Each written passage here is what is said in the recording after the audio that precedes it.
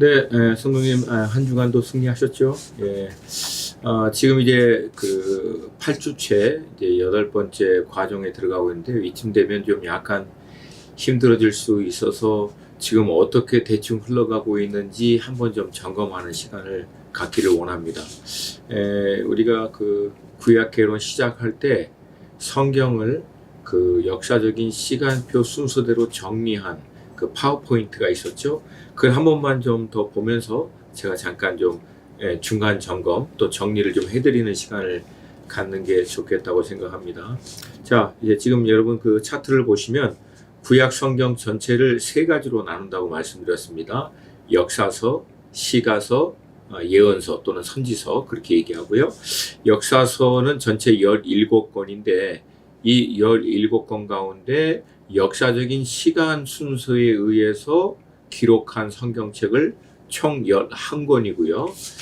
성경으로 기록되어 있지 않지만 중간에 그 역사적인 시간 순서 안으로 포로기간이라고 들어갑니다. 그래서 창세기, 출애굽기, 민수기, 여호수아, 사사기, 사무엘상, 하, 열왕기상, 열왕기하, 그 다음에 그 포로 시대, 그 다음에 에스라, 니헤미야, 요 11권이 쭉 나열되고요. 구약은 창조 시대에서부터 이스라엘의 포로 귀환까지 말라기 선지서가 끝날 때까지 요 11개 역사 시간 흐름 안에 다 들어간다고 말씀을 드렸고요. 자, 이렇게 역사를 시간에 따라 이렇게 쭉 나열하고 난 다음에 시가서 위치하고 예언서 위치를 대략 설명했고요. 뒷부분에 가서 다시 한번 구체적으로 예언서는 다루면서 설명을 드리겠습니다. 그리고 지금 이제 역사적인 이 시간 흐름 안에 역사 안에 일어난 주요 사건에 의해서 우리가 10개의 시대로 나눌 수 있다라고 했고요. 첫 번째 시대가 창조 시대에서 창세기 1장부터 11장까지 저희들이 다뤘고, 두 번째가 족장 시대에서 창세기 12장 아브라함에서부터 창세기 50장까지 이제 그 이스라엘 야곱의 아들인 요셉에 의해서 이스라엘 전체 가족이 애굽으로 들어가는 것까지 족장 시대에 마쳤고요.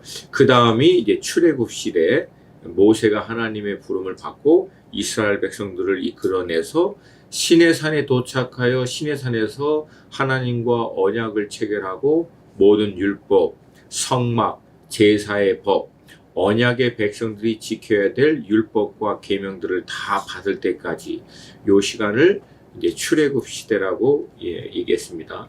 그 다음이 우리가 알고 있는 대로 이제 광야 이제 시대인데요. 광야 시대는 시내산에서부터 출발해서 가데스바네에 도착해서 가데스바네에서 12명 정탐꾼에 의해서 들어가지 못했다고 막 할 때 이제 가데스바네에서부터 광야 이제 38년이 시작됩니다.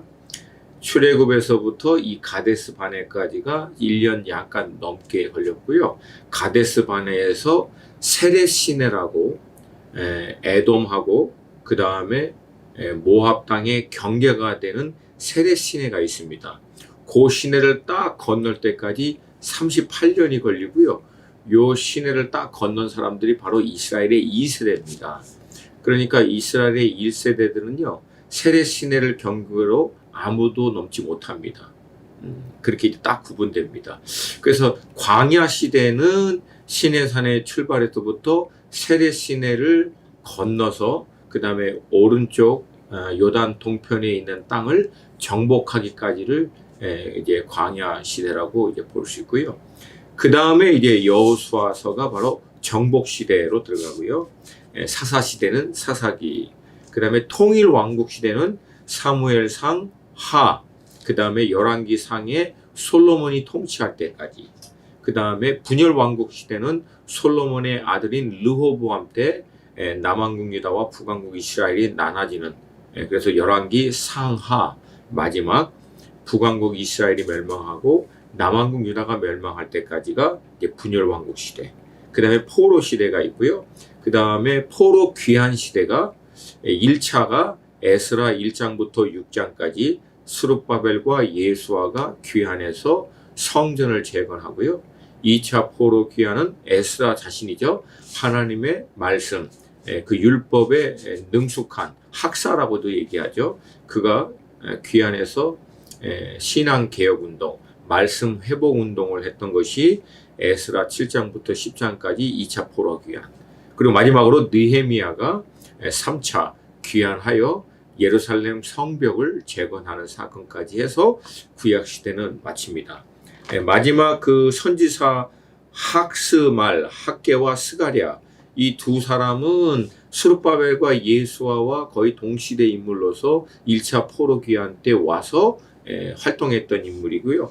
말라기 선지자는 학자 간의 의견이 있지만 느헤미야보다 조금 이전 세대다, 아니면 느헤미야보다 조금 뒤에 있는 세대다, 뭐 그렇게 많이 얘기했지만 거의 비슷한 시대의 사람이라고 여러분 그냥 대충 생각하시면 특별히 어려움은 없을 거라고 봅니다. 그래서 느헤미야하고 말라기로 구약 시대는 딱 이제 마치게 됩니다. 자, 오늘 이제 우리는 광야 시대 이제 두 번째 시간을 갖는데요. 제가 조금 더 좀 이렇게 연대기 순서별로 정확하게 나누려다 보니까 뒷부분에서 조금 수정을 했는데, 왜 그러냐면 성경이요, 정확하게 그 시간 순서에 그 연도에 맞춰서 사건을 쭉 나열한 게 아니에요. 왜 그런지는 잘 모르겠어요. 어떨 때는 뭐 저자의 의도와 어떤 강조점에 의해서 시간 순서가 조금 바뀔 때가 있어요.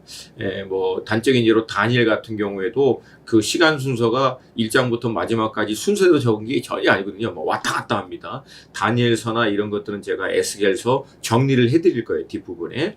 자, 그래서 여러분 그 핸드아웃을 첫 번째 광야하시다 보면은 아웃라인으로 제가 그 네 번째 보면은 광야에서 모압 평지까지라고 했는데, 그거를 좀 수정해서 광야에서 세례 시내까지로 제가 수정을 할게요.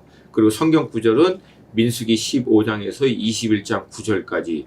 왜냐하면 요 세례 시내를 딱 구분으로 해서 1세대와 2세대가 나눠집니다. 그래서 약간 좀 구분을 해야 될 필요가 있고요. 또 두 번째, 그 다음에 이제 아웃라인을 보면 21장 12절 13절 딱 두 절만 해놓고 세례 시대와 아르논 골짜기 그렇게 해놨잖아요. 왜냐하면 이 아르논 골짜기가 중요한 게 암몬과 모압을 딱 경계를 이루고 있는 게 이 아르논 골짜기입니다. 그리고 이스라엘 2세대는 이 아르논 골짜기를 딱 건너면서 본격적인 전쟁을 치르게 됩니다. 요단 동편 오른쪽 땅을 정복하고 르벤 갓 므낫세 반지파에게 이제 기업의 땅으로 주죠. 요게 언제 일어나냐면 아르논 골짜기를 딱 건너면서 정복 전쟁에 본격적으로 들어가면서, 이게 신명기 2장 14절에서부터 3장까지의 내용입니다. 그래서 그거를 약간 좀 구분해야 될 필요가 있고요. 마지막으로 이제 민수기 22장 32장은 바알부올의 사건과 두 번째 인구조사, 그 다음에 이제 본격적인 전쟁. 그래서 그 땅을 이 두 지파 반에게 기업으로 준, 이렇게 좀 분리를 해서 나누기를 원합니다. 자, 그래서 지난 시간까지 우리가 했던 것은요, 이스라엘 백성들의 광야 시대, 즉 시내산에서부터 출발해서 세례 시내를 건너기 바로 전까지, 세례 시내를 건너기 바로 전에 마지막 있었던 사건이 바로 이 노뱀 사건입니다. 노뱀 사건 이후에 보면은 이제 민수기를 보면 21장 12절 13절을 보면은 이렇게 나옵니다. 이제 12절을 보면 세례 시내에서 거기서 떠나 세렛 골짜기에 진을 쳤고라고 기록되어 있고요. 이 동일한 사건을 다루고 있는 신명기 2장 14절 15절을 보면 다음과 같이 기록되어 있습니다. 가데스 바네에서부터 떠나 세렛 시내를 건너기까지 38년 동안이라. 이때에는 그 시대의 모든 군인들이 여호와께서 그들에게 명령하신 대로 진영 중에서 다 멸망하였나니 여호와께서 손으로 그들을 치사 진영 중에서 멸하신 거로 마침내는 다 멸망되었니라. 그러니까 여기서 진영 중에 멸망한 사람들이 곧 이스라엘의 1세대들을 얘기합니다. 가데스 바네아 사건 이후에 20세 이상 된 사람들이 38년을 살고 그 1세대들이 다 죽고 나머지 이제 2세대들만 이 세례 시내를 딱 건너니까요.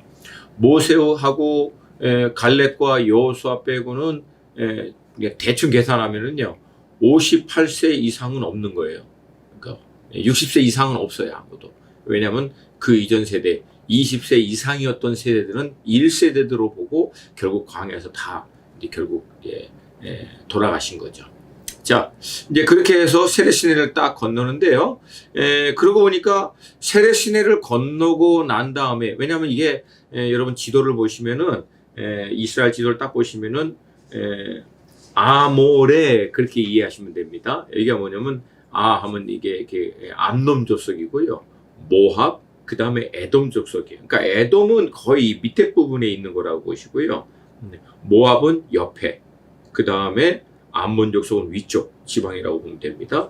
근데 이 에돔과 모압의 경계를 이루고 있는 것이 세례시내입니다. 그러니까 이 세례시내를 딱 건너고 난 다음에 무슨 일이 터지냐면 바로 그 바알부올 사건이 터지거든요. 그 모압의 왕 발락이 이스라엘 백성들을 두려워해서 메소포타미아의 굉장히 유명한 그 발람이라고 하는 어떻게 보면 그 술사죠. 막 점도 치고 그 점에 의해서 술사를 제공하는 유명한 사람이었던 것 같아요. 그 사람을 불러서 이스라엘을 어떻게 보면은 저주하게 하고 나중에는 이제 시험에 빠지게 했던 인물인데, 그러니까 이 사람들이 누구냐면 2세대들이에요. 그러니까 세례시내를 딱 건너온 2세대들이 경험했던 가장 큰 그 어마어마한 사건이 바로 바알부올 사건인데, 이때요 하나님이 치셔서 24,000명이 죽습니다. 근데 이 사건이요, 이스라엘의 1세대들이 홍해를 건너서 시내산에서 하나님이 모세로부터 하나님의 말씀을 받을 때 금송아지 만들었던 사건의 배경하고 굉장히 흡사합니다. 그러니까 불과 홍해 가르고 와서 얼마 안 돼서 금송아지 만들었죠. 광야 38년 동안 1세대들 다 죽는 거 경험하고 이제 세례시내를 딱 건너서 2세대들을 중심으로 본격적인 이제 하나님의 일을 시작할 때 바알부올 사건이 딱 터져요. 그러니까 저는 왜 하나님이 이 바알부올 사건을 통해서 어마어마하게 24,000명이라고 하는 사람을 심판했는가, 뭐 여러 가지 이유가 있었지만 첫 번째는 이 세대들에게 하나님이 얼마나 우상 숭배를 싫어하시는지, 진노하시는지에 대한 어떻게 보면은 강력한 메시지를 여기서 다 던지는 거죠. 너희들 정신 차려라. 1세대들이 어떤 과정을 통해서 결국은 하나님의 심판에 의해서 멸망을 당했는지 정신 차려. 38년 동안 광야에서 그 훈련들을 다 받아놓고도 세례시내 건너자마자 얼마 안 돼서 이런 엄청난 우상숭배의 죄를 범하느냐. 약간 하나님이 좀 경고성, 그러나 좀 굉장히 강력한 메시지를 주셨던 것 같아요. 그리고 나서 이제 저희들이 좀 볼 수 있는 것은, 여러분 죄는요 신앙도 세대에서 세대로 넘어가지만요 죄도 세대에서 세대로 넘어간다는 사실을 여러분 절대 잊으면 안 돼요.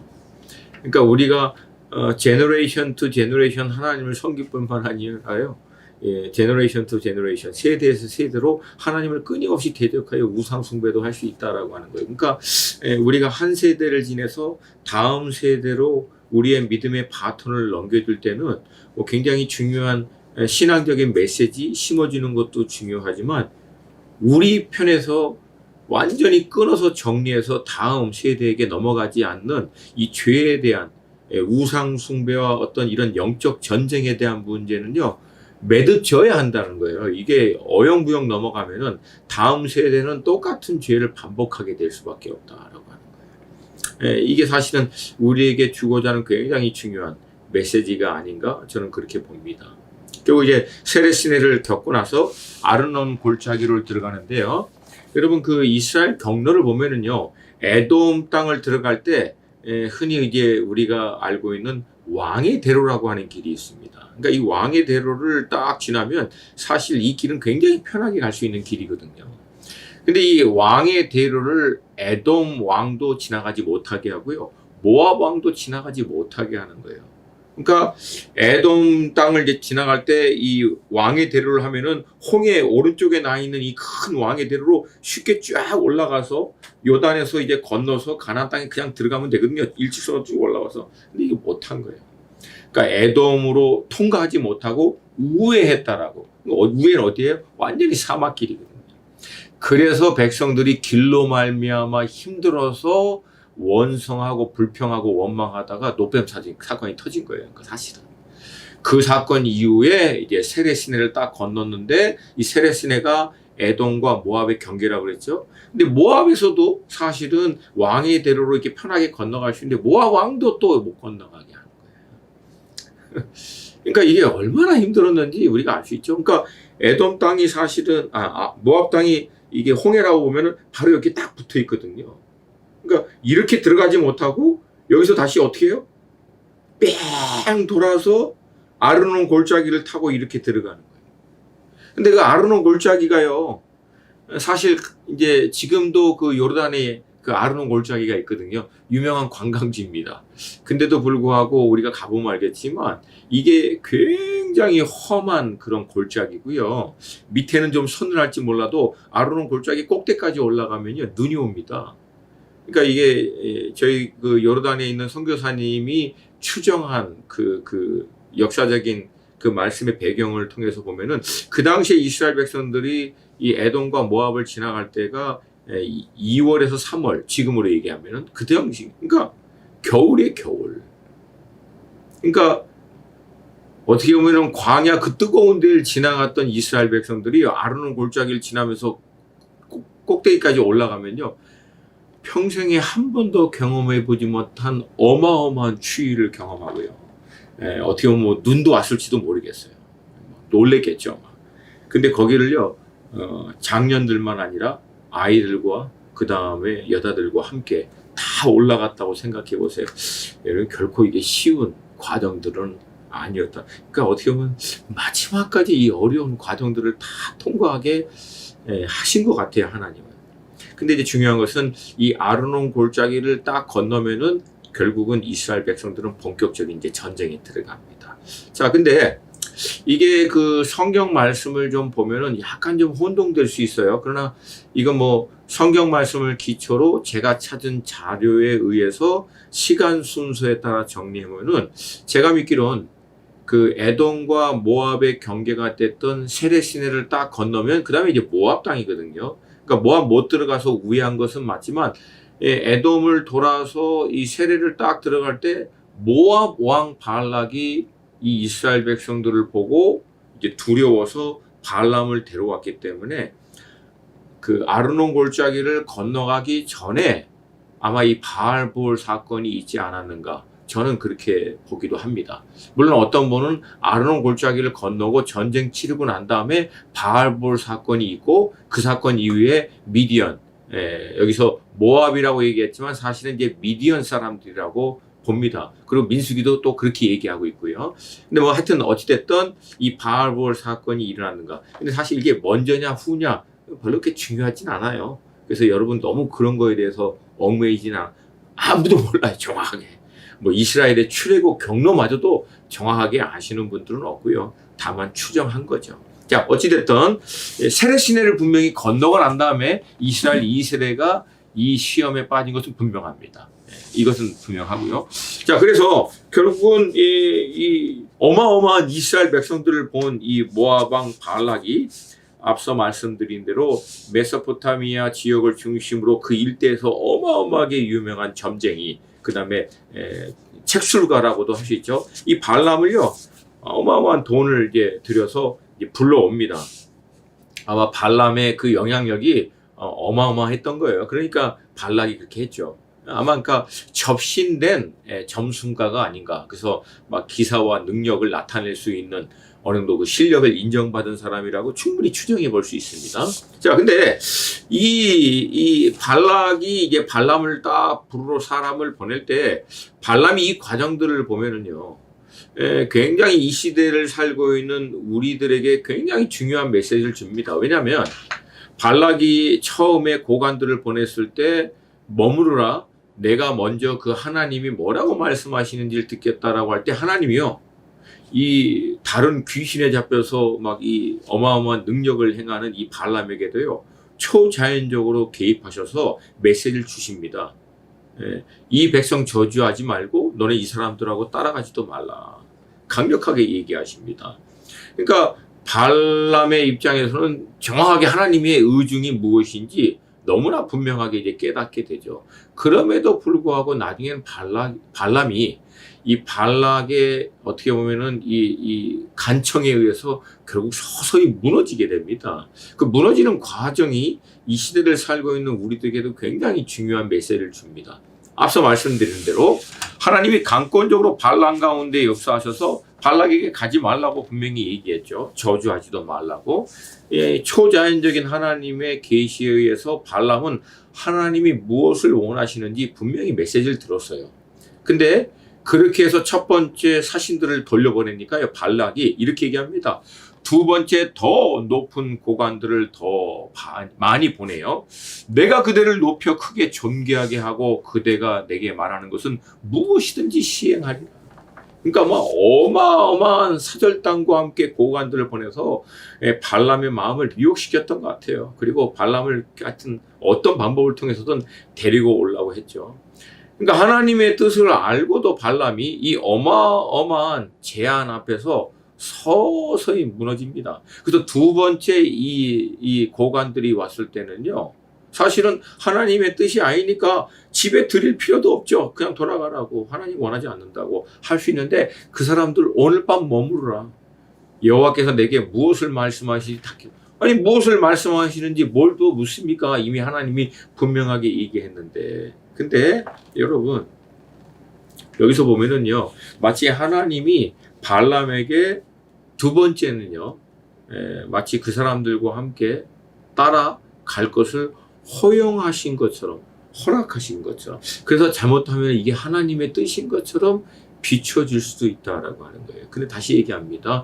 이것은 하나님의 뜻이어서 허용한 것이 아니라 발람이 더 이상 하나님의 말씀을 듣지 않을 것을 알고 있기 때문에 허용한 거예요.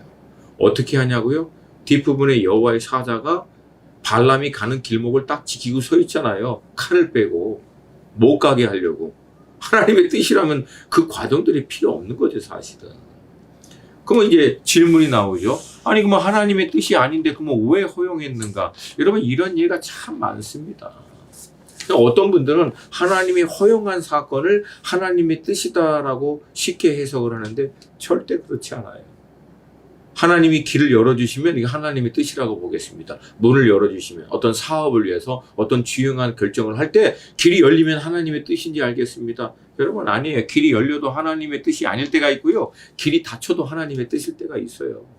근데 중요한 것은 그럼 왜 허용했는가? 여러 가지 이유가 있지만 이 발람의 케이스는 발람이 더 이상 하나님의 말씀을 듣지 않을 거라는 걸 하나님이 아세요. 이미 넘어갔어요. 발락의 어마어마한 제안에 의해서 발람의 마음이 움직인 거예요.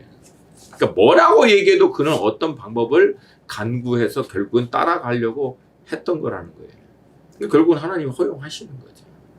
그래서 여러분 우리가 잘 기억할 것은 때로는 하나님이요, 하나님의 뜻이 아님에도 불구하고 우리에게 허용할 때가 있다라고 하는 것을 분별해야 될 때가 있습니다. 그래서 다 허용하면 하나님의 뜻이다. 그렇지 않아요. 그래서 여러분 정말 그때는 우리가 갖고 있는 어떤 생각, 계획, 간절히 원하는, 아니면 이전에 이미 내가 너무나 분명하다라고 하는 것마저도 내려놓고 기도해야 될 때가 있다라고 하는 거예요. 어찌됐든 이런 하나님의 의중을 놓쳐버리면요, 우린 대가 지불을 다 하고 나중에 깨달아요. 아, 하나님의 뜻이 아니었구나 사실은. 근데 그때는 많은 대가 지불을 치르고 돌아온 과정이기 때문에 많은 어려움이 있고 아픔이 있죠. 자, 결국 발람이 이 발락의 초청에 따라 가는 게 아닌 결정적인 사건이 바로 그 다음에 나오죠. 그게 뭐예요? 발람이 평생을 타고 다녔던 나귀가요, 발람의 말을 듣지 않습니다. 나중에는 초자연적으로 하나님이 이 나귀의 입을 열어 발람으로 하여금 깨달아 알게 하고요. 성경에서 뭐라고 얘기하냐고요? 22장 32절 여호와의 사자가 그에게 이르되 너는 어찌하여 내 나귀를 이같이 3번 때렸느냐? 보라, 내 앞에서 내 길이 사악함으로 내가 너를 막으려고 나왔다. 그러니까 하나님이 원하지 않는 길을 발람이 꿋꿋내 하나님이 허용했다라고 뭐라고 생각하는 거예요? 스스로 그렇게 미혹돼요. 아니면 스스로 우기는 거죠. 그렇게 가는 길을 여호와의 사자가 딱 막고 서 있는 거예요. 자, 이쯤 되면 이제 발람이 이제 정말 제대로 알아차려야죠. 아, 이게 하나님이 원하는 게 아니구나. 근데 여러분, 여기서 발람이 뭐라고 얘기하냐면요. 발람이 여호와의 사자에게 말하되 내가 범죄하였나이다. 당신이 나를 막으려고 길에 서신 줄을 내가 알지 못하였나이다. 여기까지는 맞아요. 근데 이렇게 얘기합니다. 당신이 이를 기뻐하지 아니하시며. 영어로 보면 여기서 뭐냐면 if, 만약 기뻐하지 않으면. 이거 뭐예요? 컨디셔널, 조건적으로 또 얘기하는 거예요. 아니, 기뻐하시지 않는다는 게 만약이라고 하는 단어가 필요합니까 여기서? 하나님이 따라가지 말라고 초자연적으로 이미 얘기했죠. 여호와의 사자가 길을 딱 막고 칼을 빼고 서고 있죠. 평생에 자기를 순종했던 나귀가 자기를 대항해서 길을 못 가게 막고 있죠. 아니 그러면은 만약 기뻐하지 않으신다면이라고 얘기하면 안 되죠. 여기서 뭐라고 해요? 당신이 기뻐하지 않기 때문에 내가 돌아가겠습니다 하고 뒤도 안 돌아보고 딱 돌아가야죠. 근데 여기서 뭐라고 해요? 만약 이를 기뻐하시지 아니하시면 나는 돌아가겠나이다. 그러니까 여러분, 사실은 발람은요 이미 안 돌아가는 쪽으로 마음이 기울어 버린 거예요. 기울어 버린 거예요. 이 어마어마한 사건들을 보고 결국 이제 발락에게 간 발람은요 이 과정들을 통해서 이제 한 가지 이제 신경은 쓰겠죠. 아, 이게 함부로 하면 안 되겠구나. 함부로 하면 안 되겠구나.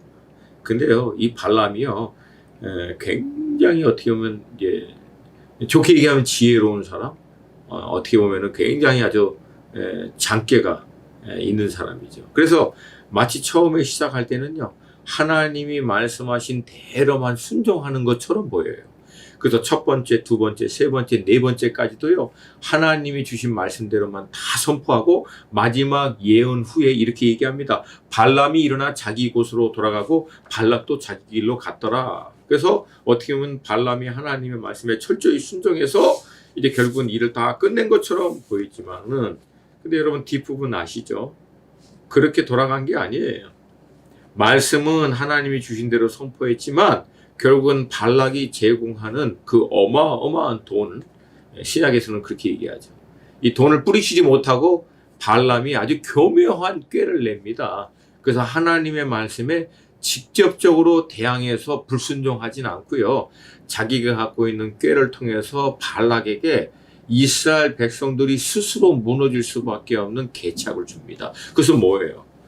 저주할 필요도 없이 이스라엘 백성들이 스스로 하나님이 싫어하시는 우상 숭배에 참여할 수 있도록 미혹하라고 하는 계략을 발락에게 심어줍니다. 그 배경을 보면 그렇습니다.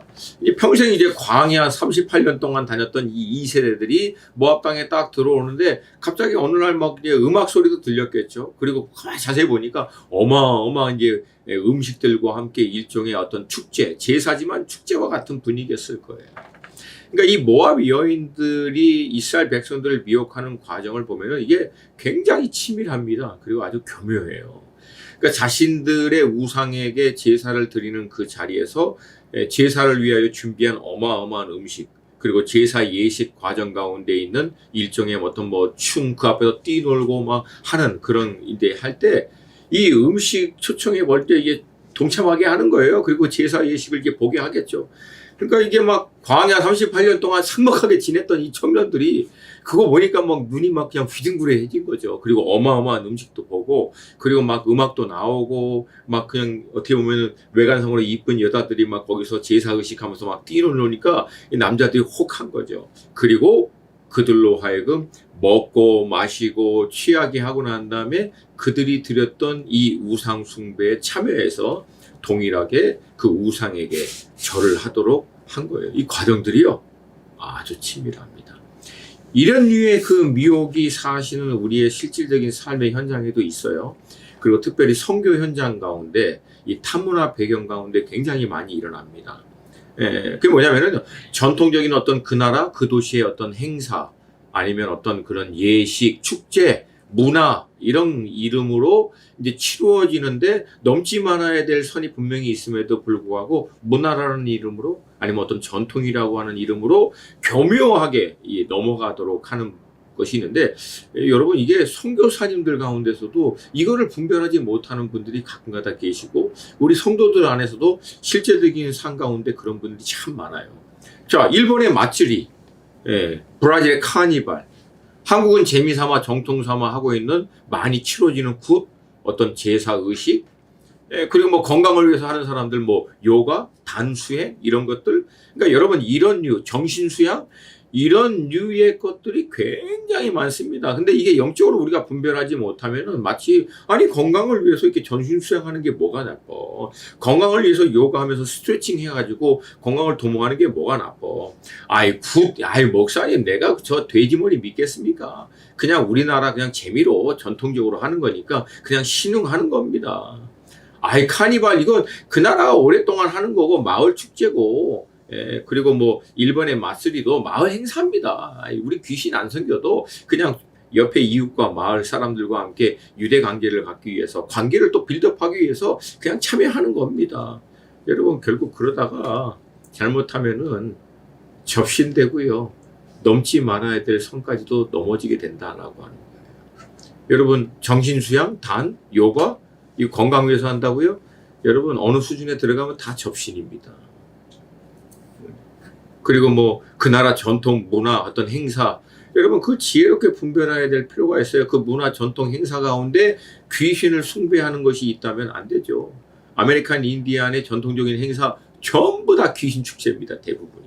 저희들이 이제 미국에 있을 때 그 아메리칸 인디안들 그 선교를 굉장히 많이 했거든요. 대부분 전부 다 접신하는 거예요. 그리고요, 그 과정들이 굉장히 강력합니다. 괜히 구경한다고 얼쩍얼쩍 하다가요, 큰일 납니다. 그거는. 그래서 여러분, 이런 부분은 우리가 좀 잘 분별해서 우리의 실제적인 삶의 현장 가운데서 문화의 이름으로, 아니면 전통이라고 하는 이름으로, 아니면 그냥 일례 행사라고 하는 이름으로, 아니면 그냥 어떻게 보면 어떤 의식과 뭐 재미삼아 하는 거라고 하는 어떤, 아니면 건강을 위한다라고 하는 이름으로도 어떤 이유든 간에 그것이 과연 우리로 하여금 우리가 믿고 있는 여호와 하나님 한 분 이외에 다른 어떤 영적인 존재에 대해서 우리 자신을 열어놓는 계기가 되는지를 우리가 굉장히 잘 분별해야 된다라고 하는 거예요. 여러분 그런 요소가 의외로 많습니다. 의외로 많아요. 제가 얼마 전에 그 일식집에 가서 젓가락을 어디다 딱 올려놨더니 이 젓가락 치우라고 귀신 든다고. 내가 기가 막혀가지고 이제 뭐라고 하려다가 도대체 이해를 못하는 분이죠. 그러니까 이런 게 너무 많다는 거예요, 우리 안에는.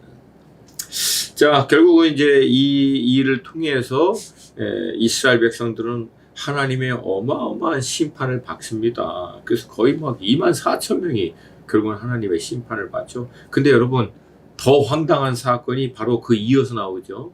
이렇게 이스라엘 백성들이 하나님의 심판을 받고 회막에서 울고 있다고 나와 있어요. 그러니까 막 그중에 24,000명이니까 자기 뭐 동생이 됐든 누가 됐든 막 어마어마하게 죽었을 거 아니에요. 자기 남편이 죽던 누가 죽던 아들이 죽던. 그러고 있는 판에 이스라엘의 지도자라고 나와요. 지도자 중에 한 사람인 시므리라고 하는 사람이 미디안 여인을 데리고 자기 장막으로 들어가는 거예요. 이거는 도대체 어떻게 이해를 해야 할까? 바알부올로 우상 숭배하다가 24,000명이 죽어서 백성들이 자기 장막에 회막에 거하면서 울고 있는 거죠. 슬퍼가지고. 근데 이 지도자예요. 이 사람은 또 시므리라고 하는 사람은 미디안 여자를 또 끌고 와서 자기 장막으로 들어가는 거예요. 이게 정신이 나간 거죠, 완전히. 아니 지금 이게 이방 여인을 더구나 하나님의 이 진중인 여기 안으로 데리고 온다는 게 이게 말이 됩니까? 이게 도저히 상식으로 이해를 못하지만요, 한번 정신이 빠져버리면 그럴 수 있다. 여기 남의 얘기가 아니에요. 물론 제 얘기일 수도 있어요. 그러니까 한 번 이 미혹의 영, 이 어둠의 영이 역사해 버려서 우리가 정신이 막 그렇게 가면은요, 신앙생활 잘 하다가도요, 추풍 낙엽처럼 막 팍 무너져 버려요. 이게 정말 그렇게 돼요. 그냥 마지막까지 가서 완전히 박살나고 난 다음에 깨달을 때도 있다라고 하는 거예요. 그래서 여러분 정말 우리 깨어 있어야 될 줄로 믿습니다. 이때요, 아론의 손자 엘르아살의 아들 비느하스가요, 손에 창을 들고 그 남녀를 따라 들어갑니다. 그리고 그들이 동침하고 있을 때 그냥 쳐서 결국은 심판하죠. 그리고 나서 하나님의 재앙이 멈추게 됩니다. 그리고 비느하스가 하나님의 진노를 대신 갚으셨다. 그렇게 성경은 기록하고 있고요. 그리고 그것을 통해서 이 바알볼 사건은 일단락이 됩니다. 어떻게 보면 참 가슴 아픈 사건이고요. 어려운 그런 일이 아닐 수가 없습니다. 여러분, 공교롭게도 이 사건 후에 하나님은 이스라엘 백성들에게 2세대들 중심으로 인구를 두 번째 다시금 점검하게 합니다. 첫 번째는 애굽 땅에 딱 나와서 시내산에서 인구 조사를 하거든요. 그 다음에 40년, 대략 한 40년이 딱 지났을 요때에 두 번째로 인구 조사를 하는데요. 애굽에서 나온 첫 세대는요, 인구 조사할 때 20세 이상 전쟁에 나갈 사람 숫자가 60만 3,550명입니다. 40년이 지나고 난 다음에 2세대를 중심으로 해서 전쟁에 나갈 수 있는 20세 이상 숫자. 40년이 지났으면 늘어야죠. 당연히 늘어야 되죠. 근데 60만 1,730명 오히려 줄어요. 뭘 얘기해요? 두 가지를 얘기하죠. 첫 번째, 광야 40년 동안 중간중간마다 하나님의 심판을 받아서 죽었던 사람들, 물론 1세대도 있지만 2세대들도 많이 있었다 추정해 볼 수 있고요. 두 번째, 이 바알부올 사건이 결정적인 계기입니다. 왜? 어마어마하게 죽은 거죠, 사실은. 여기서. 근데 여기서 이제 우리가 좀 자세히 봐야 될 두 지파가 나오는데요. 첫 번째는 므낫세 지파입니다. 므낫세 지파가요, 1차로 인구 조사할 때 이 지파 인구 수가요 32,200명입니다. 근데 2차로 인구 조사할 때 이 므낫세 지파 숫자가요 52,700명, 거의 2배로 늘어나요. 그러니까 전체적인 인구 숫자는 줄었는데 므낫세 지파는 2배로 늘어납니다. 거의 2배로. 그리고 므낫세 지파는 알다시피 요당 동편에도 반지파가 기업의 땅을 갖고요. 요단강 건너서 가나안에도 반지파가 기업의 땅을 가져요. 왜? 이게 숫자가 많고 어떻게 보면 제가 보는 관점에서는 하나님이 축복을 더블 포션으로 주지 않았나. 뭐 대충 그렇게 뭐 정확한 성경적 근거보다는 그냥 추정해 보는 거예요. 어찌됐든. 그러니까 어마어마한 숫자도 늘고 땅도 갖게 됩니다. 반대로 여러분, 시므온 지파는요. 1차 때 5만 9천 명, 그러니까 대략 6만 명이거든요. 근데 여러분 2차 때는 이 시므온 지파 숫자가 뭔지 아십니까? 2만 2,200명. 그러니까 6만 명으로 보면 거의 3분의 1로 줄어요. 뭐 반 이상이 줄어버린 거예요. 근데 앞에 언급했던 하나님의 심판이 있고 난 다음에도 미디안 여자를 데려왔던 이 시므리가요, 바로 이 시므온 지파입니다. 그러니까 바알부올 사건, 이건 추정이에요. 바알부올 사건에 참여해서 심판을 받는데 어떻게 보면은 그 주축이 됐던 지파가 어떤 지파일까요? 시므온 지파입니다. 그러니까 거의 시므온 지파의 많은 사람들이 이때 심판을 받아서 인구가 거의 3분의 1이 줄어버린 거예요. 그러니까 여러분, 제가 이걸 딱 보면서 이건 참 안타까운 사건이다. 이게 어떤 지파는 그 40년 동안 하나님의 인도하심에 따라 아름답게 성장한 반면 어떤 지파는요, 사건 하나를 통해서 인구가 절반으로 완전히 떨어져 나가는 그런 어마어마한 대가 지불도 하게 됩니다. 그러니까 여러분, 이런 것들을 좀 우리가 좀 잘 눈여겨봐야 될 필요가 있다라고 봅니다.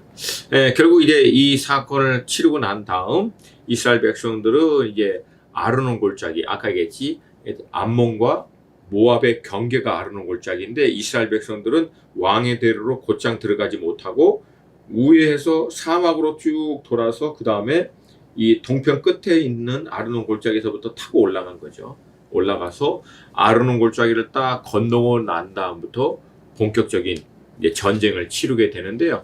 요단 동편 땅에 있는 아모리 족속이에요. 아모리 족속인데 헤스본 지역에 있는 시온 왕 가장 먼저 1차로 치고요.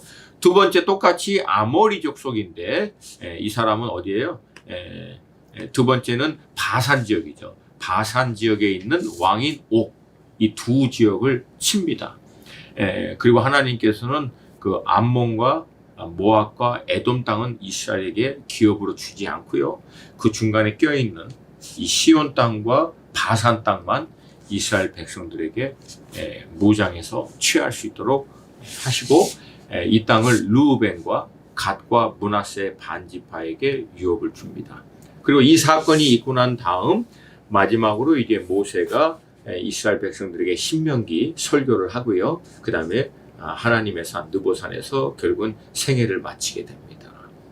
자, 결론적으로 이제 보면은 우리가 이제 다뤘던 이 광야 시대는 가네스 바데아에서 광야 신화를 통하고 요단 동편 반대편에 있는 이 땅을 취해서 르우벤과 갓과 므낫세 반지파에게 기업으로 주고 이제 모세가 마지막으로 신명기 말씀 이후에 이제 요단강을 건너가게 됩니다.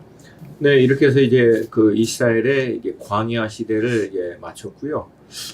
이쯤 돼서 제가 좀 이제 신명기 아웃라인을 잠깐 설명하기 전에 이 출애굽 경로에 대한 이 두 번째 어떤 주장, 이 가설에 대해서 잠깐 좀 언급해야 될 필요가 있지 않나 좀 그런 생각이 듭니다. 우리가 전통적으로 알고 있는 이제 출애굽 경로와 이제 최근은 아니에요, 물론 여러 가지 가설들이 있었지만 대두되고 있는 가설이 있는데 전통적인 이제 이해로는 시내산이 우리가 알고 있는 대로 이제 이집트에 있는 바로 그 지역에 있다라고 보고 있지만 새로 대두되고 있는 이제 출애굽 경로는 이스라엘이 건넜던 바로 그 홍해가 우리가 알고 있는 대로 그 아랍 이렇게 산같이 나와 있는 이쪽과 오른쪽에 있는 아라비아 반도 그 사이에 있는 홍해가 있거든요. 그거 홍해거든요. 거기를 건너서 아라비아 반도로 건너갔다. 그리고 아라비아 반도에 있는 그 산이 바로 우리가 알고 있는 신의 산이다라고 하는 주장이 있는데 이건 저 개인적인 견해예요. 그래서 여러분 뭐 어떻게 생각하든 그것은 뭐 개인의 소신에 따라 말씀에 근거로 해서 여러분들이 이해하시면 될 것 같고요. 제가 볼 때는 38년의 광야 생활과 함께 이 지형들의 이름들을 성경의 말씀과 함께 따라가 보고 결정적인 사건은 이게 홍해죠. 이걸 볼 때는 이 두 번째 가설에 더 무게가 있다라고 이제 봅니다. 그러니까 전통적으로 우리가 알고 있는 출애굽 경로가 아니라 이제 새롭게 대두되고 있는 이 출애굽 경로가 원래 출애굽 경로가 아니었을까 그렇게 보게 됩니다. 그래서 이스라엘 백성들이 건넜던 홍해는 이집트 이쪽에 있는 게 아니라 이집트하고 아라비아 반도 중간에 이렇게 쭉 나 있는 바로 그 홍해. 그 정도 돼야 250만 명이 건너가거든요. 그 인공위성 사진으로 볼 때 이스라엘 백성들이 건너갔다라고 하는 그 경로만 이 물의 지대가 굉장히 낮습니다. 나머지는 완전 절벽으로 어마어마한 깊이인데 딱 그 넓이만큼만 출애굽 경로라고 예상하고 있는. 그래서 솔로몬 때에 이제 출애굽을 기념하는 탑을 거기 세워놨는데 나중에 이제 그 사우디아라비아가 그걸 치워버렸다라고 하는 그 역사적 자료도 나와 있고요. 고고학적 자료가 나와 있습니다. 이제 거기에 이제 몇 가지 이제 중요한 이유가 첫 번째가 방금 얘기했듯이 250만 명이 물이 양쪽에서 서서 건너갈 정도면은 그런 강은요, 이 이집트 땅에서는 찾을 수가 없어요. 그런 것은 그런 지형이 없어요. 그러니까 이집트 이 땅에서부터 아라비아로 건너가는 그 홍해만 이 정도 되는 인구가 물이 양쪽이 벽같이 세워서 건너갈 수 있는 물이 존재하는 곳은 바로 여기고요. 두 번째는 사우디아라비아가 그 지형을 지금 완전히 다 그 경비대를 세워서 다 막아버렸습니다. 그러니까 이거는 제가 볼 때 가장 강력한 증거라고 봐요. 사우디아라비아 정부가 전혀 그렇게 할 필요가 없거든요. 이슬람 믿는 거하고 출애굽 경로가 사실은 별로 이게 관계가 없는 거라면 내버려둬야죠. 근데 아니에요. 그 일대를 완전히 군사 경비 지역으로 다 막아버렸습니다. 그러니까 출애굽 경로라고 얘기하고 있는 이제 그 고고학자들이 찾아서 증거하고 있는 그 모든 지역들은 다 막아놨어요. 그러니까 제가 보기에는 그게 가장 강력한 증거 중에 하나라고 볼 수 있고요.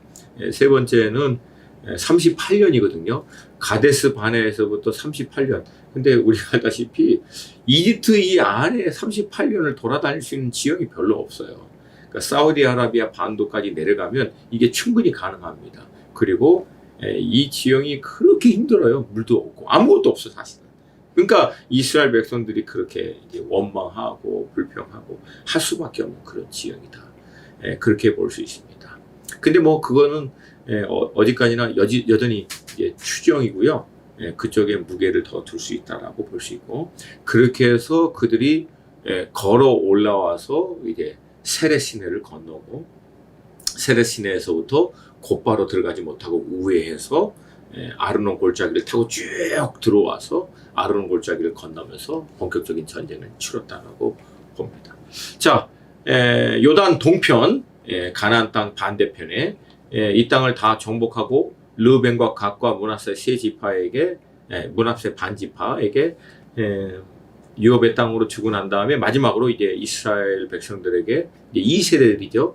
요단을 건너 가나안을 정복할 그 세대들에게 모세가 유언과 같이 주신 말씀이 바로 신명기입니다. 신명기는 총 이제 5부분으로 나눌 수 있지만 앞에 들어가는 인사말하고 마지막 그 맺는 말 빼고는 3편의 설교로 되어 있죠.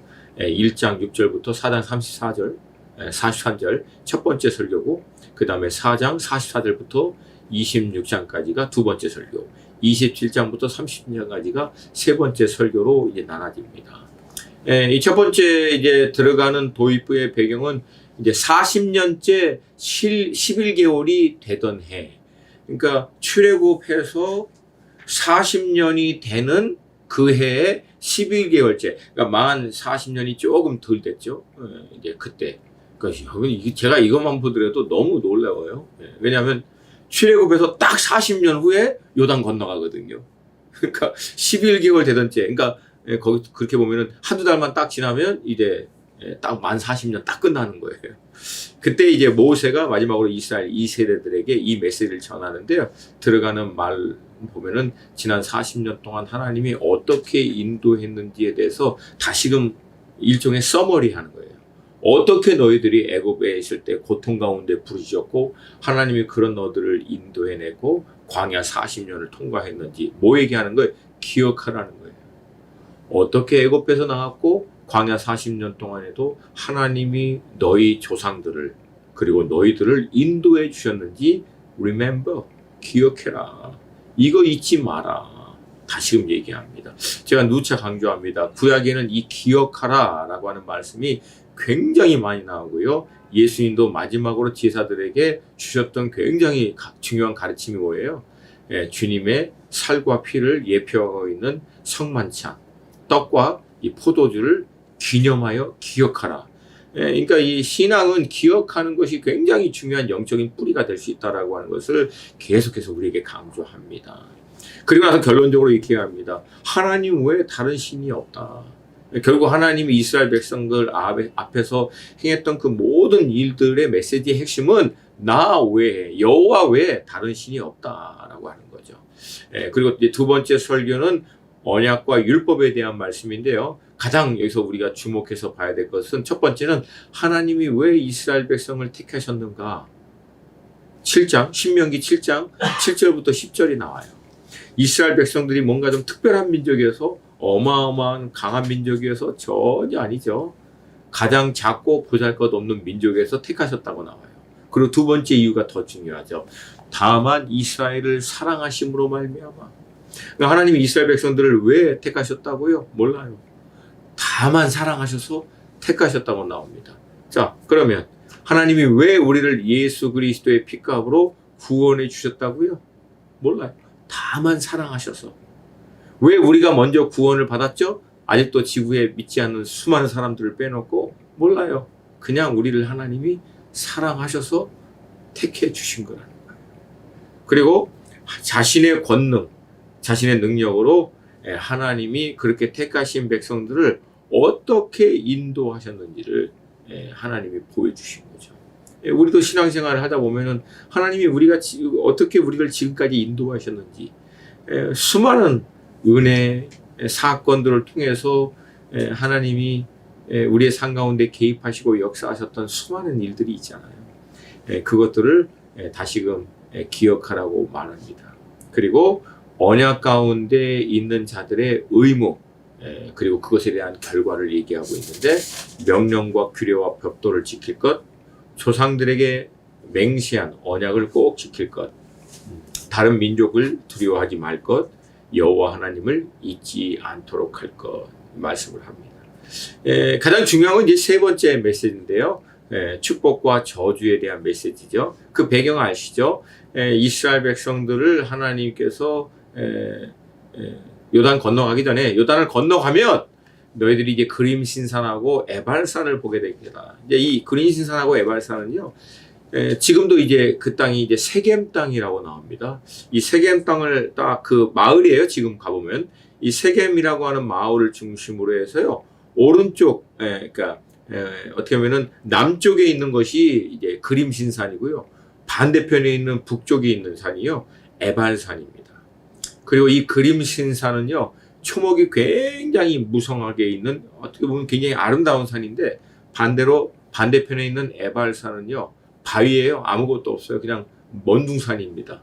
아주 황폐한 그런 산인데, 이 그림신산하고 에발산의 거리가 얼마나 되느냐, 뭐 어마어마하게 아니에요. 3km 뿐이 안 됩니다. 그러니까 그 3km 안에 이 세겜 땅이 있는 거예요.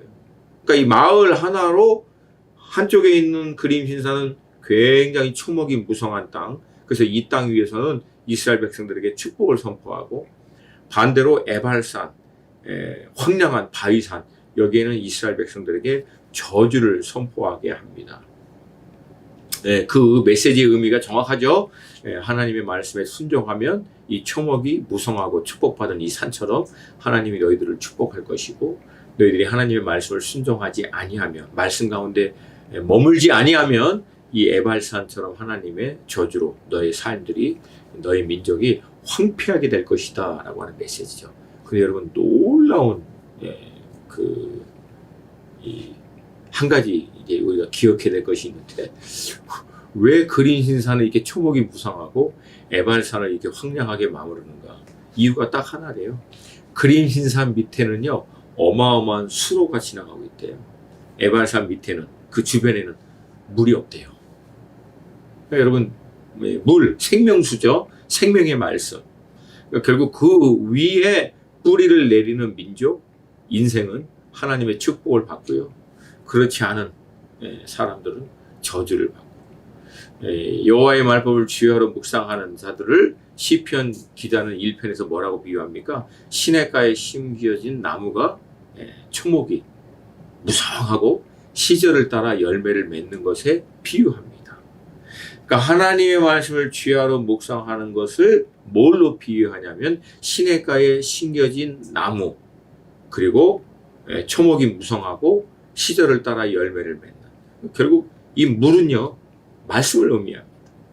얼마만큼 말씀을 주의하러 묵상하고 그 말씀을 가까이 하고 그 말씀을 통해서 영적인 공급을 받고 있느냐, 거기에 따라서 그린신산 같은 인생이 될 수도 있고요, 에발산 같은 인생이 될 수도 있다. 그것을 얘기하고 있습니다. 그리고 맺는 말로 이제 신명기 31장 29절을 보면은 놀라운 말씀을 합니다. 이 말이 뭐냐면, 모세가요, 너희들이 이제 가나안 땅에 들어가서 쉽게 얘기해서 이제 다 그 땅을 하나님의 축복의 땅으로 다 너희들이 취하게 돼서 이제 그 땅에서 씨 뿌리고 넉넉하게 편안하게 다 먹고 이제 좀 살만하고 풍성하다 싶을 때면 너희들이 우상 숭배하고 죄악 짓는 거 아신다는 거예요. 아신다는 거예요.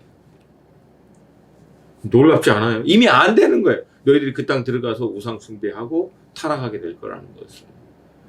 여러분, 제가 이 말씀 앞에서 오래전에 굉장히 오랫동안 좀 묵상한 것이 기억납니다. 아니, 아시는데 왜 허락했지? 와, 이거 어떻게 알고 이렇게 허락하셨을까? 여러 가지 의미가 있지만, 제가 이제 부모가 돼서 자녀를 낳아보면 이제 그때 이해하죠. 여러분 우리가 자녀 얼마나 이뻐요. 근데 자녀를 딱 낳으면 이 자녀가 어렸을 때부터 성장하기까지 우리 말씀 잘 듣고 부모 얘기에 따라서 하나하나 착식하게 말 잘 듣고 어마어마하게 아름다운 자녀로 성장할 거라고 알고 자녀를 낳을까요? 아니면 때가 되면 이제 부모 말도 안 듣고 속 썩이고 많은 어려움을 겪을 거 이미 뻔히 다 알고도 여전히 사랑하고 여전히 이뻐해 줄까요? 두 번째죠. 알아요. 자녀들이 속 썩이고 힘들고 어려울 거라는 거. 근데도 알고도 사랑하고 섬기는 거죠. 왜 그럴까요? 자녀이기 때문에. 하나님이 왜 그거 알고도 그들에게 여전히 기회를 주고 약속하신 말씀대로 그들을 인도해 주셨을까요? 이유는 딱 하나입니다. 그리스도 예수 안에서 우리를 자녀 삼으신 거하고 똑같이 아브라함 안에서 하나님이 그 백성을 하나님의 자녀된 백성으로 택하셨기 때문에 그래요. 근데 더 놀라운 것은 뭐예요? 그런 우리의 연약함과 부족함을 알고도 하나님 인도하실 뿐만 아니라 그런 우리를 회복시켜서 하나님의 온전한 백성으로 만드는 것까지도 하나님은 계획하시고 인도하신다는 거예요. 그래서 하나님이 새 율법, 새 영을, 새 계명을 주신다고 그랬죠. 그건 뭐예요? 모세가 시내산에서 받은 것 같이 돌판에 새겨진 율법이 아니라 너희들 마음에 내가 새기고 내가 너희들 영에 내 영을 부어줄 거다라고 하는 말씀을 구약에 이미 주시고 그렇게 해서 내가 너희들을 회복할 것이다 하는 말씀하시죠. 타락할 것도 않지만 그런 연약한 우리들을 또 온전하게 회복하고 결국은 하나님의 뜻대로 인도하실 것마저도 하나님은 아시고 계획하시고 인도하시는 분이시다라고. 그 하나님을 찬양합니다. 마지막으로 모세를 이어서 이끌고 나아갈 다음 리더인 여호수아를 세우고요. 그 하나님이 결국은 모세의 설교를 마치게 합니다. 새로운 리더는요, 새로운 시즌이고 새로운 하나님의 부르심, 비전으로 들어가는 단계라는 거예요. 그렇지 않으면 이전의 리더가 계속합니다.